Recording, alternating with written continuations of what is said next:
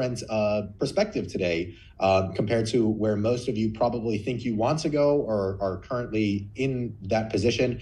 And I want to talk a little bit about leaving big tech and what that was actually like for me. Obviously, I'm still a software engineer, but I want to essentially just give my journey towards that.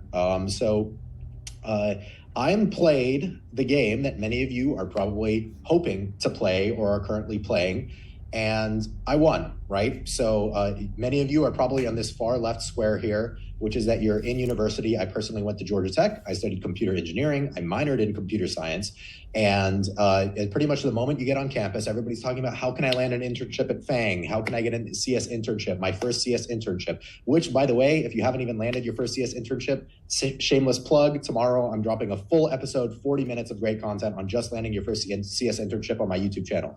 But point being, I landed my first CS internship sophomore year of, after my sophomore year of university, held internship after internship, summer after summer, and turned that into a full-time offer, right? That's step one of the big game to getting the prize. Then of course, I landed a high-paying software engineering job right out of college. I moved to San Francisco, Silicon Valley, where my base salary was $148,000 plus stock options, plus relocation bonus, plus signing bonus, all the things that is like the prize, basically, right? And then I actually began work as a software engineer. I worked really hard for about a year and was actually promoted in under a year to senior software engineer. That included some raises, it included new responsibilities, and generally was a good boy, right? And so it's like, I played the game, I won it. What happened? I realized I didn't like the prize. And this was a pretty disillusioning feeling, but I was generally unfulfilled. That's not to say that I didn't like my work. I thought my work was pretty interesting, but it wasn't fulfilling. I wasn't necessarily friends with my coworkers, right?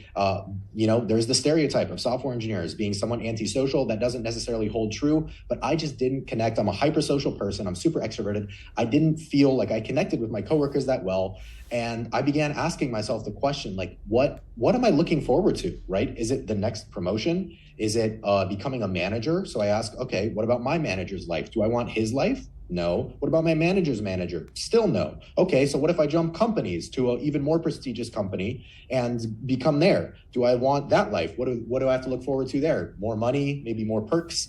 Ultimately was not the way I wanted to go. And I was so unfulfilled that pretty much a year ago today is when I started my social media because, again, my day-to-day life wasn't as fulfilling. And since then, I've accumulated over 500,000 followers across all my platforms. And so if you don't like the prize at the end of the game you're playing, what do you have to do? We have to change the game. So I recently joined, like a month ago now, joined Brev.dev as a founding engineer, where I was the 4th employee. And I went from working in the big fancy office with all of the free food and the free perks to working out of Nader Khalil. This is the CEO and founder of Brev. We actually go way back, even in childhood. And I'm working out of his living room. I'm actually currently in his bedroom right now. I took a little bit off work.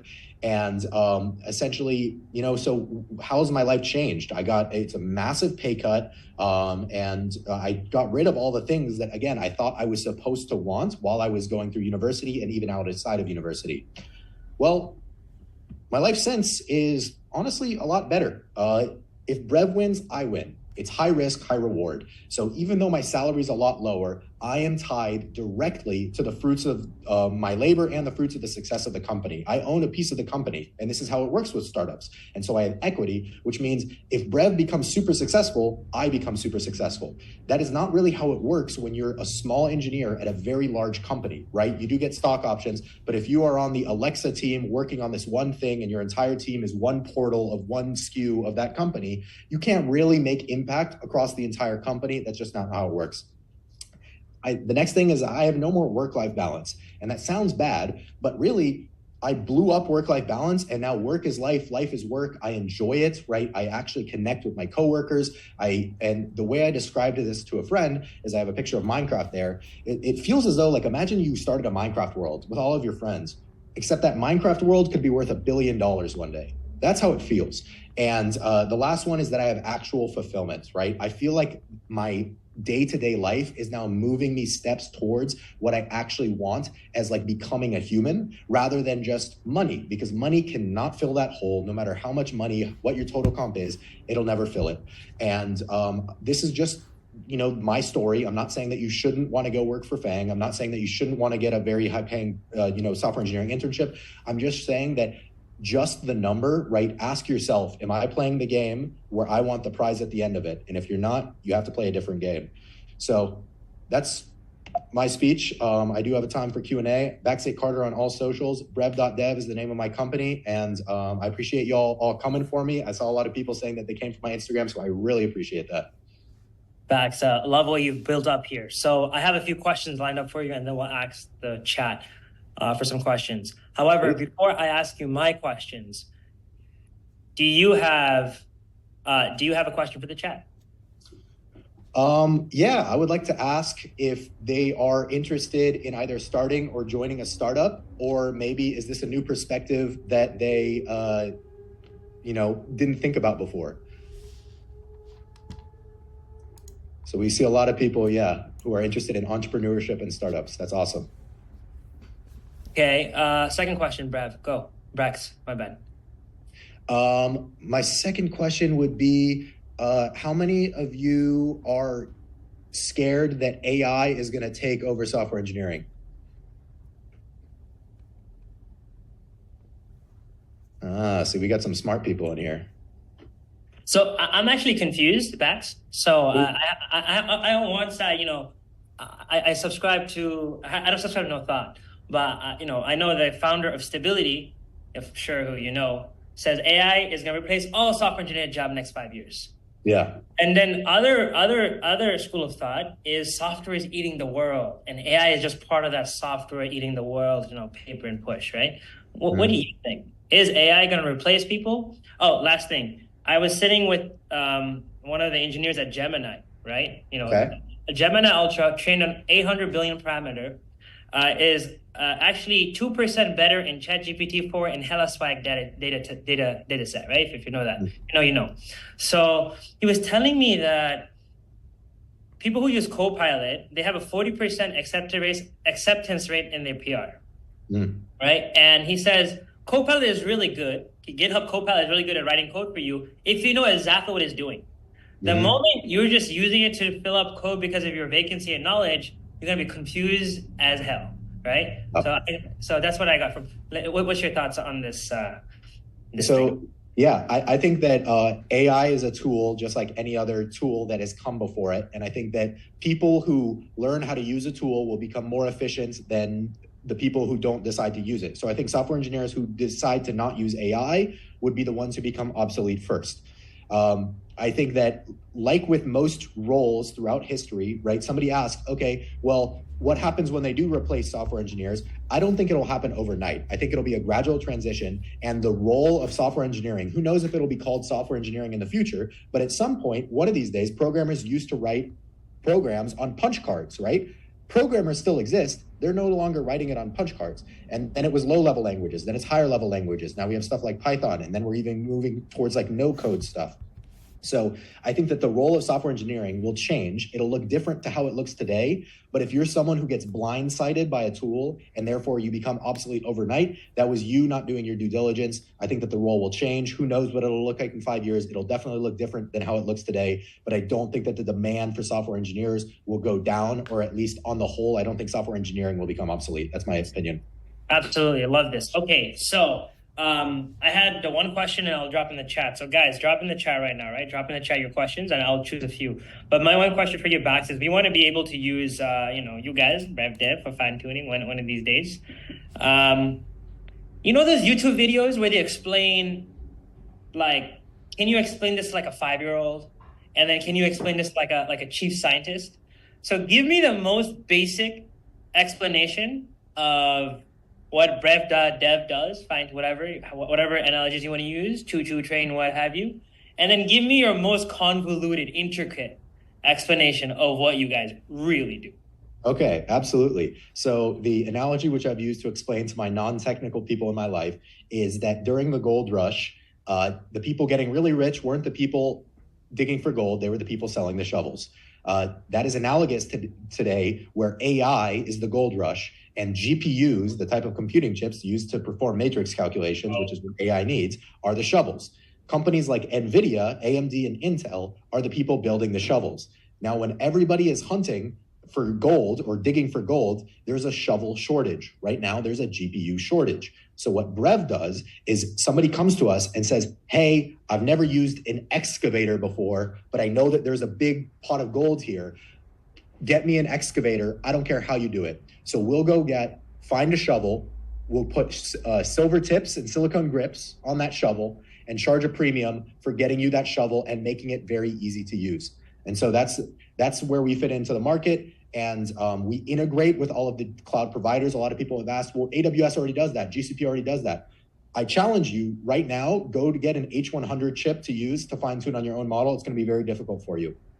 And so the convoluted approach or the convoluted explanation is that we essentially create a cloud agnostic provisioner to go get access to GPUs dynamically at the current market prices, finding the lowest market prices, and then creating some SSH key magic to make it very easy to use, putting you on a container with all of your AI software pre-installed, CUDA, Python, Jupyter Labs, all of that pre-installed. And then if you're an AI dev who has never worked with infrastructure before, we will magically put you on that machine and you can just start running your code, not knowing where your GPU is, or not having to know where your GPU is, or having to figure out anything with setting up the infra. Amazing, amazing. I love this. I love this. Maybe another time. So guys, I'm going to take like 2-3 questions and I'm going to ask them. So first question is, when will you be hiring? Obviously, this question is going to come. Yeah. So you can reach out to me on LinkedIn or reach out to Brev.dev on LinkedIn or Nader Khalil. He's also, you can find him on LinkedIn. We are not really hiring right now. However, that is subject to change very soon here. That's not really in my realm to make that call. And so I would say reach out to him. I know that we've already seen a lot of interest for like people wanting to be interns and stuff, which I love. And really, unfortunately, I'm just not the person to be asking for that. So that's why I funnel those questions all to him. But please reach out on LinkedIn, go follow Brev on LinkedIn. And that would be the best way to find out that answer. I will make it very clear on all of my social medias when we are hiring. Of course, man. You guys are never going to have a hiring problem. So someone who comes from like a country where there's not much CS job, how do they get an experience? How do they get a remote internship? If you can answer in less than 30 seconds. Yeah, this is a really common question that I get. And unfortunately, this is one that I would probably have to do more research on to make an educated answer. I know that a lot of companies do prefer US citizens. Even if they offer remote positions, they prefer US citizens. I'm assuming that's due to tax reasons. However, I know that there are a lot of companies who will sponsor people either as an intern or as a full-time employee. And so I would literally probably start by Googling like companies that will sponsor immigrants. The other thing is, if there are startups, right, not Brev, but if there are startups out there who you just literally want experience, they might be hungry for talent. So going out and trying to find people and just offering value, not arguably for free, and being like, hey, I could make this a lot better. Please just, give me a chance. Here's some of my previous work. I will work for you remotely for free or for very little money. And I think that a lot of people would be hard pressed to say no. Just do that over and over. And someone will probably say yes. That would be my advice.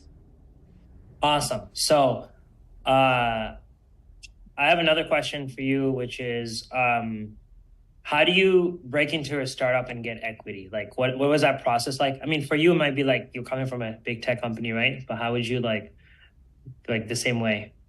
Yeah, so I know that there's my story is a bit unique because I did have a relationship to my founder, but I think that if you're in a city where there's a lot of startups, if you're at a university, almost every large university that has a CS department will have some kind of startup, either connections or startup even accelerator programs. And so I would get involved with that and see, like literally go do research on your university, see if you have any kind of entrepreneurship or startup club, and look for sort of getting exposed to the networks, because really startups, more than pretty much the same way as like high finance, are all about who you know. And if you know nobody, then it's going to be a lot more difficult. But if you're in a big city, literally start trying to meet people. Don't start Googling like startups I can work for, because you're not going to find them on Google, or the really small ones. It's just not going to happen. And so start trying to make connections. I know that's not the most actionable answer, but in reality, the more that you can try and just find a node of someone who's in the network, then all of a sudden you can widen your connections. And I think that's probably the best way to do it. Facts, I love that. You said your story is a bit unique. I don't think so. I think every person who joins a startup is unique, and their story is unique. You have to be unique to join a startup. Think about it. The startup exists because one day potentially it can be $1 billion, if not a much higher company. Why the heck are they going to hire average Joes? They don't want people to just kick the can. They want people to make the can, whatever the next version of it looks like. Absolutely. Right? And so, like, you got to create your own story there and kind of, reel it in. Last question here, and right after we're going to wrap up, which is there anything looking back, anything you would do in high school to accelerate your career? Anything you would optimize min-max? Yeah, I would have started building stuff. Like I think that so many people are like, where do I start? Or they try and come up with the perfect project or the first language to learn, right? I think that the best thing you could do is like, hey, I have this problem in my life that could probably be solved by software. Start really small, create an MVP, which literally means minimal viable product, and just start from nothing and try to build something that helps you in your daily life. I give the examples of, like, I was really big into lifting, creating like a calorie tracker for your meals, or creating like a workout schedule that is dynamic, something like that, or creating a scheduling app for your classes, right? These are things that people could use in their own life. And so find a problem in your life, try and solve it using software. It's going to be rough around the edges. It's going to be perfect. It's going to be imperfect. That's not going to be your startup. However, that exposure to like from zero to one, great.